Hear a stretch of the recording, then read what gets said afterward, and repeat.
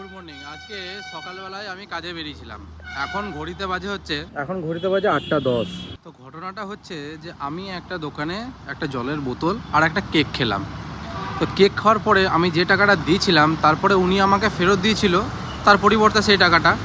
এবার আমি সেই দোকানের পাশে একটা বেঞ্চ ছিল, বেঞ্চটাতে আমি বসে বসে সেই কেকটা খেলাম, সাথে একটু জল খেলাম। তারপরে আমি একটুখানি ফোন টোন ঘাঁটছিলাম। পরে দোকানে যে মালিক ছিল সে আমার কাছে এসে বলল, তোমাকে আমি কত টাকা দিয়েছি? তো আমি বললাম যে আপনি আমাকে এই টাকাটা দিয়েছেন।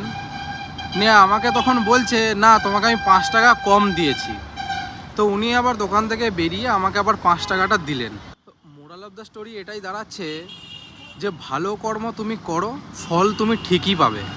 কাউকে লোক ঠকিয়ে কোনো কাজ করলে সেটার ফল তোমাকে এই জন্মেই ভোগ করতে হবে, আর ভগবান ঠিক তোমাকে এই জন্মেই ভোগ করিয়ে দেবে।